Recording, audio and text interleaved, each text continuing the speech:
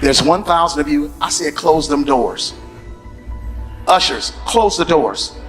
Close the doors. Close the doors. We all gonna leave together. Y'all ain't going no place but to the restaurant. There's 1,000 of you tonight, and those that are watching, it's 1,000 that's watching online. This is a small seed. If I get 1,000 online to give this, if I get 1,000 in the sanctuary to give this, that's $40,000 tonight. The Saints aren't looking so saintly these days, and Marvin Sapp might soon be trading his choir robe for an orange jumpsuit. Rumor has it, the feds have got their eye on him for fraud, and if that wasn't enough, the IRS might be closing in as well. He's probably regretting that wild stunt he pulled at church just last week. He said, there is a new beginning for some folks. So I wrote my check for $800, and the Lord told me challenge 12 people to bring $800. Any of you on the floor, you want to come, I want you to put it in my hand. I'm at 5, I need 7 more. There's one down here, Bishop Martin. So I need 4 more. So tonight when I began to ask the Lord, he said, tell the folks that want some closure on some situations, when they write the checks and when they give tonight, write closure. And he said, the same closure that I gave you, I'm going to give to them.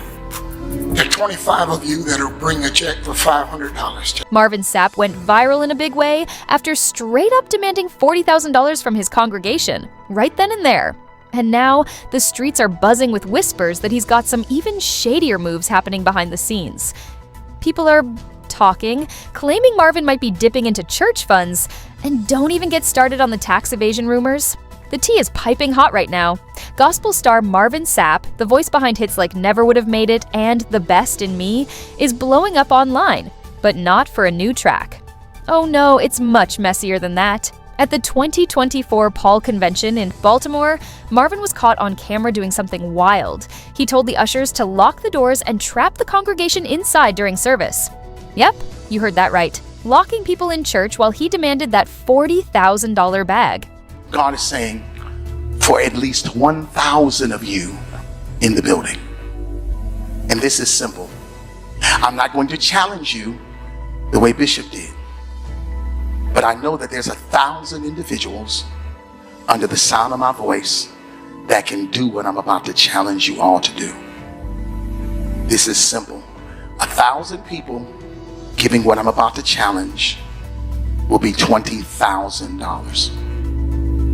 1,000 people giving what I'm about to challenge you all to do will be $20,000. The second that footage hit the internet, it was all over social media. People were dragging Marvin in the church for what looked like a full-blown holy hostage crisis. But wait, it didn't stop there. Marvin wasn't just locking doors like it was a robbery. Nope, the madness went even deeper. Turns out, Marvin wasn't just trapping folks inside, he actually dropped a price list for their freedom. Higher, so put it back.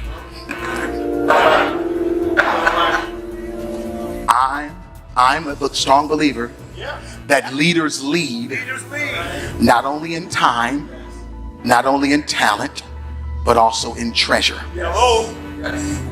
Leaders lead in time, talent, and treasure. I was taught a long time ago that it costs. Marvin told the entire congregation that if each person didn't drop 20s, the doors wouldn't open and they wouldn't be able to leave. And this wasn't just a small crowd, there were about 2,000 people locked inside and watching online. Marvin wasn't playing around. He wasn't letting anyone go until that full $40,000 was raised. But just when you thought it couldn't get any crazier, Marvin flipped the script on the pastors. He told them it wasn't just $20 for them. No, the pastors had to cough up $100 each. Why? Because Marvin said it costs to sit at the altar. The way he was moving, you'd think he was running a VIP section at a nightclub instead of a church service. In the video, Marvin tried to explain it all. He said back in biblical times, people brought currency as a sacrifice to God. So, since today's currency is cash, he claimed all he needed was $20 from everyone to hit his goal.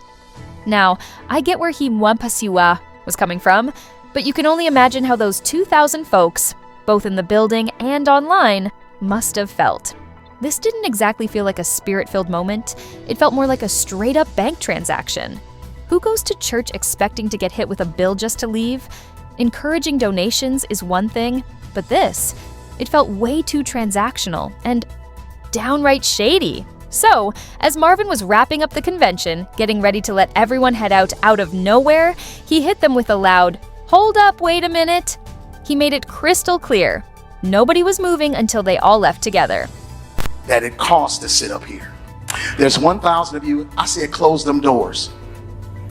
Ushers, close the doors. Close the doors. Close the doors. We all gonna leave together. Y'all ain't going no place but to the restaurant. There's 1,000 of you tonight, and those that are watching, it's 1,000 that's watching online.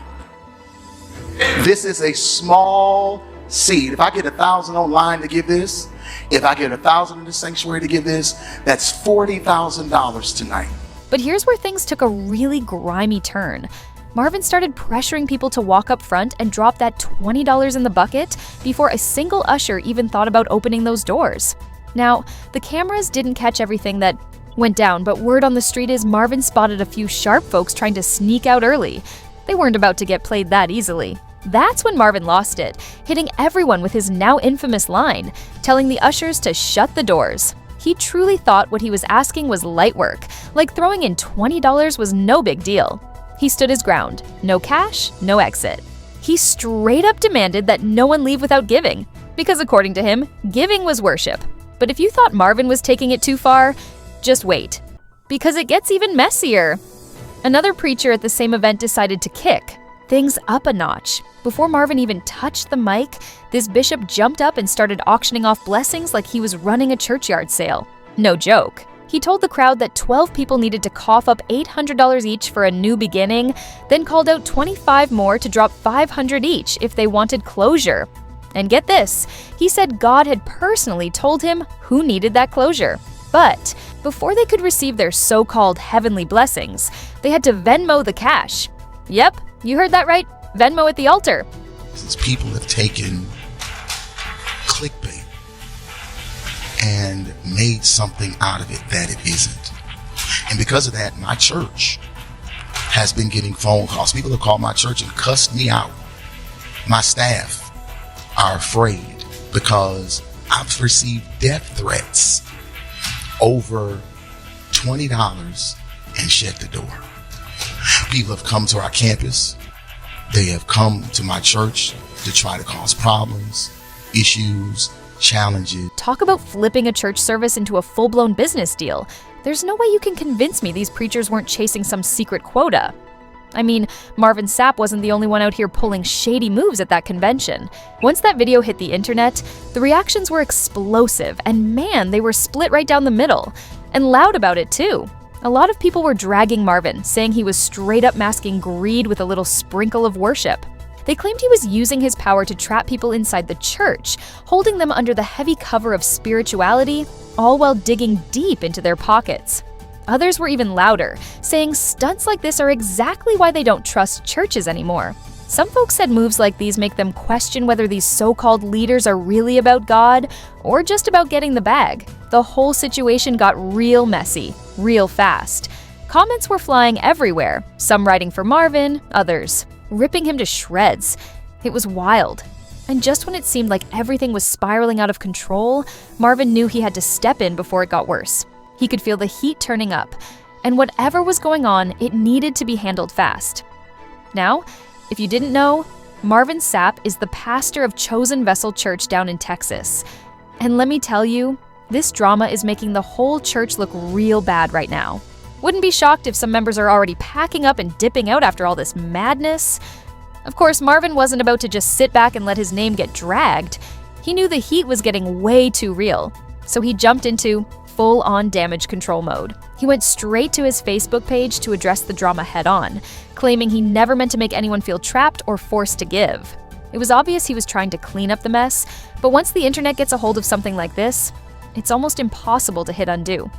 Marvin wrote, "Recently, a clip has gone viral of me challenging 2,000 individuals virtually and in person to plant a seed of $20 during an international gathering held at a convention center with over 4,000 people attending that evening, plus virtual viewers. In that same moment, I also challenged leadership to lead by example by sowing $100 that evening. I personally gave much more." He knew people were especially upset about that moment when he told the ushers to shut the doors, and he tried to explain it away. Marvin said that for people who don't know how church services usually go, it might have looked like he was holding folks hostage, but that was never his intention. He went even deeper, claiming he was just trying to create a safe space for the money to be collected. According to Marvin, the moment when finances are being gathered during worship is one of the most vulnerable times for both the finance and security teams, and movement during that time can cause distractions or even pose risks. Marvin really pulled out all the stops trying to explain this one away, but the streets had already made up their minds, and the internet doesn't forget that easily. Marvin kept trying to clean it up, saying his move wasn't about controlling people. Nah, he claimed it was about creating a safe, focused, and reverent space for both those giving and those handling the money. But let's be real, in this wild social media era, one short clip hits the timeline and people start making snap judgments without even knowing the whole story. To back himself up even harder, Marvin pulled out the Bible. He said, "Now allow me to give you some biblical context.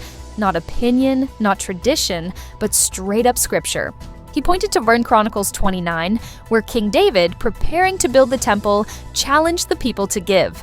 David led by example, giving from his own stash first, and then asked the leaders to match him. Marvin said the people back then gave so much. They had to start recording the gifts and eventually had to be told to stop because they went over the top. According to Marvin, asking people to give specific amounts isn't shady. He claimed it's not manipulation at all, it's straight scripture. He wrapped it up saying, "Yeah, you saw a moment, but I invite you to understand the movement behind it." But man, it didn't matter how many Bible verses he threw at it. The internet wasn't trying to hear any of that. They came for Marvin hard, no mercy. People were flooding the comments, telling him to quit disgracing the church and stop using God's name just to run game on people. The backlash was brutal, and no amount of fancy explaining was going to erase the fact that the video had already set a wildfire. Once the internet locks onto something, there's no easy way to crawl out of that heat. And believe it or not, the drama didn't stop there. Now Marvin's out here claiming he's been getting serious threats, people saying wild stuff, even threatening to harm him. This thing went way further than he ever thought it would. When Marvin Sapp pulled up on the Ricky Smiley morning show, he said the viral video had wrecked his life and even messed with his kids too. But the streets aren't buying it. Word around town is that all this talk about death threats might just be a big cover-up because the real heat on Marvin is coming from the IRS. That's right, the IRS is allegedly all up in his business now. Sources say some members of his own church started whispering that the money raised at the conference wasn't for the church, but maybe for him. Allegedly, once those rumors started picking up steam online, it triggered the IRS to start digging deep into Marvin's finances. And according to the word out here, when the IRS took a closer look, they reportedly found some numbers that weren't adding up. Something real shady might be lurking behind all that holy talk. Now I need you to sound off in the comments because this conversation is getting hotter by the second. Honestly, it feels like this whole situation is a messy mix of truth and context. No matter how Marvin tries to spin it, whether the church needed the money or not, he definitely ordered those ushers to slam those doors shut, no question about it. And telling folks they could leave only after dropping $20? Yeah, that's hard to ignore. So, what do you think? Was Marvin justified in what he did? And what about him backing it up with Bible verses? Does that sit right with you, or does it sound like he's twisting scripture to cover his tracks? Drop your thoughts below. I need to hear what y'all think about this wild situation. Make sure you like, share, and subscribe, and I'll catch you on the next one.